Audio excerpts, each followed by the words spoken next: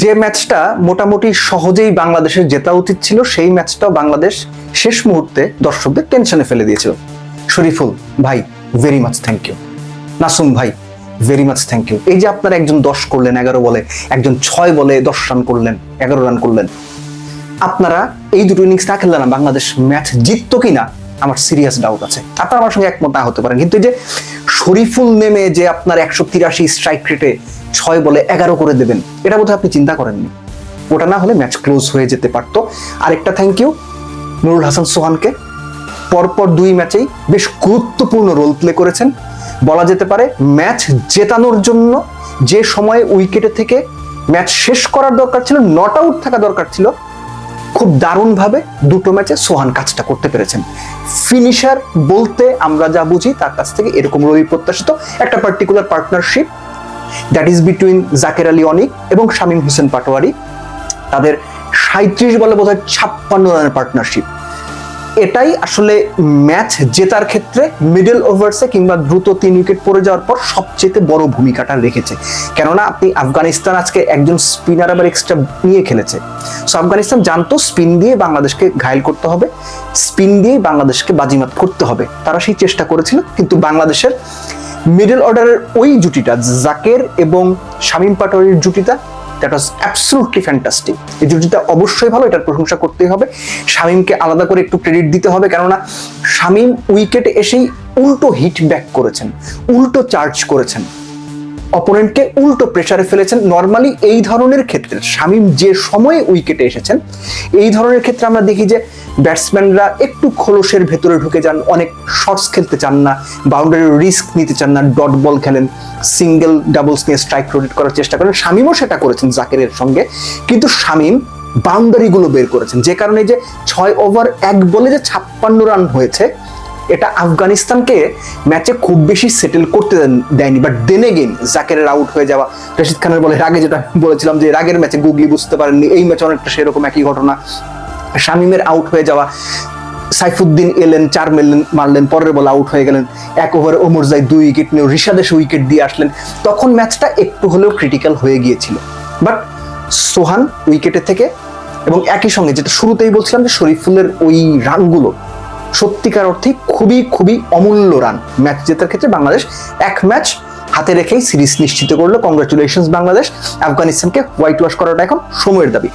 Bowling ইনিংসের দিকে যদি যাই, নাসুম ওয়াজ ব্রিলিয়ান্ট, এবং একই সঙ্গে 4 ওভারে এরকম 20-এর মতো বা 20-এর কম রান দিয়ে আপনার বা 20-22 রান দিয়ে দুটো উইকেট পাওয়া, এটা দুর্দান্ত একটা ব্যাপার। এবং এখানে একটা ব্যাপার খুব স্পেসিফিক্যালি বোধহয় মেনশন করা দরকার আছে, যে রিশাদকে আফগান ব্যাটসম্যানরা টার্গেট করেছে যে তাকেই হিট করবে, তাকেই মারবে।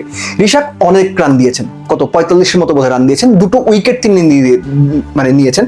রিশাদের যে ব্যাপারটা, রান তিনি দিচ্ছেন, উইকেটও নিচ্ছেন। এখন এই যে রান দেওয়াটা, যখন অপোনেন্ট 150 করতে পারছে না, সেখানে একজন বোলারই 4 ওভারে 45 দিয়ে দিচ্ছে, এটা বোধহয় একটু চিন্তা ভাবনার ব্যাপার রয়েছে। রিশাদের সবচেয়ে ভালো যে ব্যাপারটা আমার কাছে লাগে, যে তিনি ছক্কা খেলেও তার যে স্ট্র্যাটেজি কিংবা অপোনেন্টকে যে ধরনের ট্র্যাপে তিনি ফেলতে চান, সেই চিন্তা থেকে তিনি দূরে সরে যান না। এটা একজন বোলারের অবশ্যই সাহসিকতার পরিচয়, এবং ক্যাপ্টেন তার উপরে যে ফেইথটা রাখছেন সেই ফেইথের পরিচয়। বাট দেন এগেইন রানটা আরেকটু কম হলে ভালো হতো। Shariful was outstanding. বোলার শরীফুলের কথা বলছি, ব্যাটসম্যান শরীফুলের কথা বলছি না। কেননা এর আগে যে ম্যাচটা তিনি সুযোগ পেয়েছিলেন, শরীফুলকে আমি নিজেই বলেছিলাম তাকে দেখে মনে হয়েছে খুব এলোমেলো বল করছেন। এই ম্যাচটাতে শরীফুল তার রিদমটা পেয়েছেন, বোথ সাইডে সুইং করিয়েছেন, কখনো প্রয়োজনে লেন্থ বল করেছেন, এবং ভালো একটা জায়গাতে বল করার চেষ্টা করেছে। তার নামের পাশে একটা হয়তো উইকেট, কিন্তু শরীফুলের ওই বোলিং, বাংলাদেশ বোলিং ইউনিট হিসাবে যে ধরনের স্টার্ট পাওয়া দরকার ছিল, শরীফুলের বোলিং সেটা এনশিওর করেছে। একই সঙ্গে তাকে প্রপার সাপোর্ট দিয়েছেন মোহাম্মদ সাইফুদ্দিন, কেননা হুট করেই একটা ম্যাচ খেলতে এসে রিদম পাওয়াটা বা পারফর্ম করাটা আমাদের দেশের ক্রিকেটারদের জন্য, স্পেসিফিক্যালি স্পেসারদের জন্য কখনোই সহজ না। মুস্তাফিজ প্রথম 2 ওভারে একটু এক্সপেন্সিভ ছিলেন, এবং পরের শেষ যে 2 ওভার করেছেন অ্যাজ ইউজুয়াল দুর্দান্ত বল করেছেন। অপোনেন্টকে একদম বেঁধে রাখতে যে ধরনের বল করা দরকার সেটা করেছেন। একটা পার্টিকুলার জায়গা বলে আলোচনাটা শেষ করবো, ইনফ্যাক্ট 2টো জায়গা। সেটা হচ্ছে এই ম্যাচে বাংলাদেশ 2টো ক্যাচ মিস করেছে। 2টো ক্যাচ মিস আসলে খুব বেশি প্রভাব ফেলেনি ম্যাচে, কিন্তু 2টো ক্যাচ আসলে ধরাই উচিত ছিল। একটা সাইফ আর একটা হচ্ছে পারভেজ ইমন। আরেকটা জায়গা, লাস্ট ম্যাচগুলোতে কোন বোলারকে কিভাবে হ্যান্ডেল করতে হবে এই জায়গাগুলোতে বাংলাদেশ বোধহয় একটু গুবলেট পাকিয়ে ফেলছিল। যেমন আজকের ম্যাচেও এই ঘটনাটা ঘটেছে, তবে একটা জায়গায় বাংলাদেশ ভালো করেছে, আর একটা জায়গায় বোকামির পরিচয় দিয়েছে। যেমন রাশিদ খানের লাস্ট ওভার, আপনি তাকে কেন চার্জ করতে যাবেন? রাশিদ খানের লাস্ট ওভারে তাকে তো চার্জ করতে যাওয়ার দরকার নাই। আপনার রানের প্রেশার তো এমন না যে প্রত্যেক ওভারে 15 করে রান লাগে। সো এই যে রাশিদ খানকে লাস্ট ওভারে চার্জ করতে যাওয়া, এটা ভুল ক্রিকেট, এটা আনস্মার্ট ক্রিকেট। ঠিক একইভাবে স্মার্ট ক্রিকেটের উদাহরণ আছে। আফগানিস্তানের বেস্ট বোলারকে ওপেন কে করছে মুজিবুর রহমান, 4 ওভারে 18 রান দিয়েছেন। একদম বাংলাদেশের ব্যাটারদের জন্য রান করা খুব কঠিন করে ফেলেছিলেন মুজিবুর রহমান। তার লাস্ট ওভারটা দেখেন, উইকেটে যারা ছিলেন সোহান এবং তখন সোহানের সঙ্গে কে ছিল, শামীম বোধহয় ছিলেন, তারা কিন্তু কোনো রিস্ক নেননি। তারা দেখছিলেন মুজিব খুব ভালো বল করছেন, সো তাকে ওই রেসপেক্টটা দিয়ে তারা ওই ওভারে লাস্ট ওভার কত 4 বা 5 বোঝা নিয়েছেন, সবগুলোই সিঙ্গেল নিয়েছেন। সো এই যে আনস্মার্ট এবং স্মার্ট ক্রিকেটের উদাহরণ পাশাপাশি, আমি এর আগেও বলেছি আপনি কোন বোলারকে টার্গেট করবেন, কখন টার্গেট করবেন, কোন পাশ থেকে বল করলে টার্গেট করবেন, এই ক্যালকুলেশনগুলো থাকাটা শুধুমাত্র টি-20 ক্রিকেটা আধুনিক ক্রিকেটের জন্যই খুব খুব বেশি জরুরি।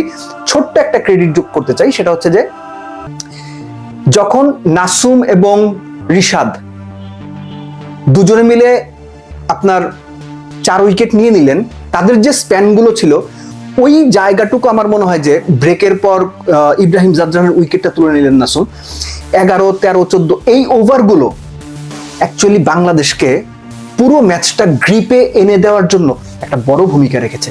এবং এখানে বোলিং বা বোলার রোটেশন করার যে ব্যাপারটা, সেটাও খুব চমৎকার ভাবেই জাকির হ্যান্ডেল করেছেন।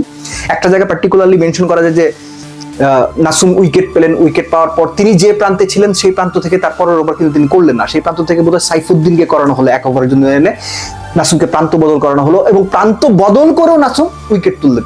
সো আমার মনে হয় এই যে স্ট্র্যাটেজিক্যাল চেঞ্জগুলো, কোন বোলারকে কখন কোথায় কোন দিক থেকে করাবেন, কিভাবে করাবেন, আমার মনে হয় সিদ্ধান্তগুলো এই ম্যাচের ক্ষেত্রে বেশ ভালো সিদ্ধান্ত হয়েছে। বাট দেন এগেইন ব্যাটসম্যানরা বাংলাদেশে আজকের ম্যাচটাও যতটা সহজভাবে জেতা উচিত ছিল, আমি এক্সপেক্ট করছিলাম যে বাংলাদেশ হয়তো কমপক্ষে 5 উইকেটে জিতবে, সেটা হয়নি।